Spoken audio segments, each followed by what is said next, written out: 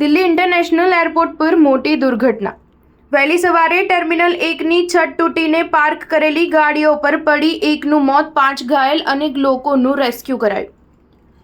દિલ્હીમાં ગુરુવારે મોડી રાતથી સતત વરસાદને કારણે ઇન્દિરા ગાંધી ઇન્ટરનેશનલ એરપોર્ટના ટર્મિનલ 1ની છત તૂટી પડી હતી। આના કારણે ઘણી ટેક્સીઓ અને કાર દબાઈ ગઈ હતી, જેમાં એકનું મોત થયું છે જ્યારે 5 લોકો ઘાયલ થયા છે। ઘાયલ લોકોને હોસ્પિટલ સારવાર માટે ખસેડવામાં આવ્યા છે। વાહનોમાં ફસાયેલા લોકોને બચાવવા માટે સર્ચ ઓપરેશન ચલાવવામાં આવ્યું હતું। આ ઘટના શુક્રવારે સવારે 5 વાગે બની હતી।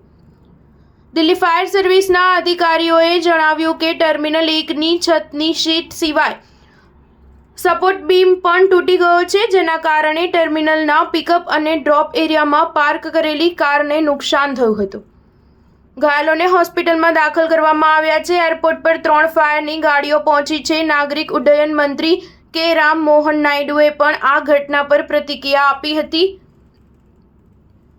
તેમણે એક્સ પર લખ્યું, હું વ્યક્તિગત રીતે પરિસ્થિતિ પર નજર રાખી રહ્યો છું। તમામ એરલાઇન્સને ટર્મિનલ 1 પર અસરગ્રસ્ત મુસાફરોને મદદ કરવાની સલાહ આપવામાં આવી છે।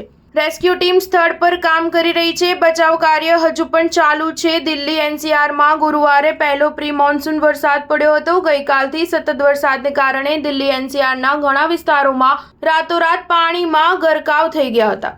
કેટલીક જગ્યાએ 3 થી 4 ફૂટ પાણીની સપાટી છે। ચોમાસું 27 થી 30 જૂન સુધી દિલ્હી, હરિયાણા અને ચંદીગઢમાં પ્રવેશી શકે છે। ચોમાસું 3 જુલાઈ સુધીમાં દિલ્હીને સંપૂર્ણ રીતે આવરી લેશે। 5 થી 8 જુલાઈ સુધી હરિયાણા, પંજાબ, ચંદીગઢ અને રાજસ્થાનને સંપૂર્ણ રીતે આવરી લેવામાં આવશે। હવામાન વિભાગનો અંદાજ છે કે જૂનમાં ચોમાસું સામાન્ય કરતાં ઓછું એટલે કે લાંબા ગાળાની સરેરાશ કરતાં 92% ઓછું રહેશે। સ્ટાર ન્યૂઝ 7 હંમેશા સચ્ચાઈની સાથે।